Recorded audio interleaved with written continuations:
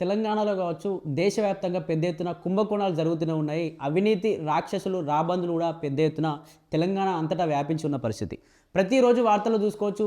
రోజు కావచ్చు పొద్దున మధ్యాహ్నం సాయంత్రం వరకు ఖచ్చితంగా రోజుకొక్కరు ఇద్దరు చొప్పున ఖచ్చితంగా దొరుకుతూ ఉన్నారు. ఏసీబీ అధికారులకు దొరుకుతున్న 100 కోట్ల మలినానికి జరిగిందని చెప్పేసి, 100 కోట్ల అవినీతి జరిగిందని చెప్పేసి, లేకపోతే ఇతనికి 100 కోట్ల ఆస్తి ఉంది, అసలు దీన్ని ఎప్పుడు కూడా ప్రభుత్వానికి చూపెట్టలేదు అని చెప్పేసి కూడా పెద్ద ఎత్తున వార్తలు వస్తూ ఉన్నాయి. ఈరోజు కూడా ఈ వార్తలు కూడా చూసుకున్నట్టయితే మరో అక్రమాస్తుల వివరాలు కూడా బయటకు వచ్చినాయి. అక్రమాస్తులు 100 కోట్లు.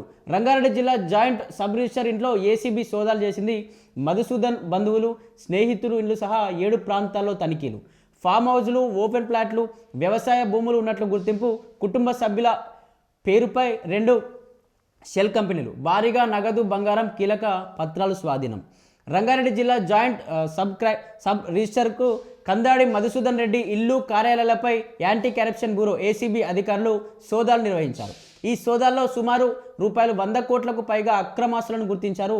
మధుసూదన్ రెడ్డి ఆదాయానికి మించి ఆస్తులు కూడబెట్టినట్లు ఫిర్యాదులు రావడంతో అవినీతి నిరోధక చట్టం కింద కేసు నమోదు చేసి ఏసీపీ దాడులు చేపట్టింది. మేడ్చల్ మల్కాజ్గిరి జిల్లా కాప్రా ఈసీఐఎల్ భవానీనగర్ కాలనీలోని ఆయన నివాసంలో కీలక పత్రాలు స్వాధీనం చేసుకున్నారు. బంధువులు, స్నేహితులు, బినామీలు, ఇతర సహచరులకు సంబంధించినటువంటి 7 ప్రాంతాల్లో సోదాలు చేపట్టారు. సోదాలు వాణిజ్య స్థలాలు, ఫామ్ హౌజులు, ఓపెన్ ప్లాంట్ అలాగే వ్యవసాయ భూములను అధికారులు గుర్తించారు. తన అక్రమ సంపాదనను మళ్లించేందుకు కుటుంబ సభ్యుల పేర్ల మీద 2 షెల్ కంపెనీలను ఏర్పాటు చేస్తున్నట్లు ప్రాథమిక విచారణలో తేలింది.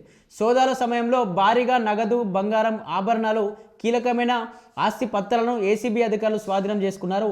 ఏసీపీ అధికారికంగా గుర్తించినటువంటి ఆస్తుల వివరాలు 7.83 కోట్లుగా వెల్లడించారు. ఈ ఆస్తుల మార్కెట్ విలువ రూపాయలు 100 కోట్లకు పైగా ఉంటుందని చెప్పేసి, అదనపు ఆస్తులకు సంబంధించినటువంటి తదుపరి తనిఖీలు జరుగుతున్నాయని, కేసు దర్యాప్తులో ఉందని ఏసీపీ అధికారులు చెప్తున్న పరిస్థితి. ఏదైతే రంగారెడ్డి జిల్లా జాయింట్ సబ్ రిజిస్టర్ అయినటువంటి ఇంట్లో దీనికి సంబంధించి ఏసీబీ సోదాలు జరిగేది. ఏదైతే మధుసూదన రెడ్డి అనే వ్యక్తి 100 కోట్లకు సంబంధించి ఆస్తులు సంపాదించిన ఓపెన్ ప్లాట్స్, అలాగే ఈసీఎల్, కాప్రా, మల్కాజ్గిరి కాన్స్టిట్యూన్సీకి సంబంధించినటువంటి పెద్ద ఎత్తున ఆస్తుల భాగోతం కూడా మొత్తం బయటపడింది. ఎప్పుడు కూడా ప్రభుత్వానికి ఎప్పుడు కూడా ఇన్ని ఆస్తులు ఎప్పుడు చూపెట్టలేదు. దీనికి సంబంధించి ఆస్తుల విలువ 7.83 కోట్లుగా ఉంది. కానీ ఇక్కడ మార్కెట్ విలువతో చూస్తే 100 కోట్లకు పైగా అవినీతి జరిగింది అని చెప్పేసి కూడా వార్తలు చూస్తూ ఉన్నాం. పెద్ద ఎత్తున రోజు చూస్తున్నాం. రోజుకొకరు ఇద్దరు ఖచ్చితంగా 100 కోట్లతో ఒకరు, 50 కోట్లతో ఒకరు, 200 కోట్లతో ఒకరు, లక్షల కోట్లతో ఒకరు కుంభకోణం జరిగింది. లక్షల్లో ఎకరాలు కొన్నాడు, గ్రామీణ ప్రాంతాల్లో ఎకరాలు కొన్నాడు, హైదరాబాద్ మెయిన్ సెంటర్లో ఓపెన్ ఫ్లాట్స్ కొన్నాడు. పెద్ద పెద్ద బడా నాయకులందరూ కూడా సపోర్ట్ చేస్తూ ఉన్నారు అని చెప్పేసి కూడా పెద్ద ఎత్తున వార్తలు వస్తూ ఉన్నాయి. వింటూ ఉన్నాం, చదువుతూ ఉన్నాం, పోతూ ఉంది. అంతే పెద్ద ఎత్తున ఇంకా ఇటువంటి రాబందులు, కీచకపు రాబందులు అనొచ్చు, లేకపోతే దొంగన ముఠా అని కూడా అనొచ్చు వీళ్ళని. ఎందుకంటే లక్షల కోట్ల యొక్క దోపిడీ, ప్రజాధనాన్ని దోచుకుపోతుంటే ప్రభుత్వాలు ఖచ్చితంగా ఇటువంటి వాళ్ళందరినీ కూడా ఏరి పారేయాల్సిన అవసరం ఉంది. ఇంకా ఏ శాఖలో అయినటువంటి రవాణా శాఖ కావచ్చు, ఏ శాఖకు సంబంధించిన వాటి ఇటువంటి రాబందులు ఎక్కువగా రెవెన్యూ డిపార్ట్మెంట్లో ఎక్కువగా కనిపిస్తూ ఉంటారు.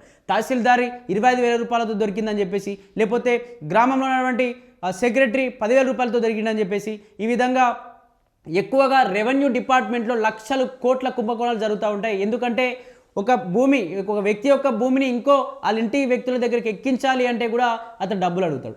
కానీ పేద ప్రజలు ఏం చేస్తారు, డబ్బులు పోతే పోనీ, డబ్బులది ఏమొచ్చింది, ఒకవేళ మళ్ళీ డబ్బులు తీసుకుంటుందని చెప్పేసి ఈ అవినీతి ఏసీబీ వాళ్ళకి చెప్తేనో లేకపోతే పోలీసులకు కంప్లైంట్ చేస్తేనో మళ్ళీ మాకు భూమి ఎక్కేయకుండా అయిపోతుంది, మాకు రెవెన్యూ శాఖ అసలు మమ్మల్ని పట్టించుకోదు, మమ్మల్ని చీడ పురుగులా చూస్తుంది అని చెప్పేసి భయపడి వాళ్ళు మళ్ళీ మమ్మల్ని మాకే రిటర్న్ కేసు పెడితే మా భవిష్యత్తు ఏంది, మేము వ్యవసాయం చేసుకుని బతికే వాళ్ళం, పేద మధ్యతరగతి వాళ్ళం, మాకు అంత పెద్ద స్థాయి వాళ్ళతో మేము పెట్టుకోగలమా అని చెప్పేసి కూడా భయపడి ఏ ఒక్కరు కూడా ఇంకా ముందుకొచ్చి ఏసీబీకి కావచ్చు కంప్లైంట్ ఇవ్వలేకపోతున్నారు. ఇలా లక్షల్లో వేలలో దోపిడీలు జరుగుతూ ఉన్నాయి. అవినీతి తిమింగలాలు ఇంకా తిరుగుతున్నాయి. వీళ్ళందరినీ కూడా ఖచ్చితంగా ఏసీబీ వీళ్ళందరిపైన ఎక్కువగా 95% ఎక్కువగా ఈ రెవెన్యూ డిపార్ట్మెంట్లో ఉంటారు, తహసీల్దారుల విషయంలో. కాబట్టి వీళ్ళని ఖచ్చితంగా వీళ్ళందరినీ ఏరి పారేయాల్సిందే. ఎందుకంటే వీళ్ళ యొక్క ప్రజా యొక్క ధనాన్ని ఎంతో కష్టపడి పోగు చేసుకున్నటువంటి సొమ్ముని, బంగారాన్ని వీళ్ళంతా కూడా వాళ్ళకి తాకట్టు పెడతా ఉన్నారు. ప్రజలు ఖచ్చితంగా ప్రజల యొక్క ఆస్తిని వాళ్ళు కష్టాజీతాన్ని కాపాడాల్సిన అవసరం ప్రభుత్వాలపై ఉంటుంది. కాబట్టి ఖచ్చితంగా ఇటువంటి తిమింగలాంటి కూడా ఏరి పారేయాలని చెప్పేసి కూడా మా సంస్థ కూడా తెలియజేస్తూ ఉన్నాం.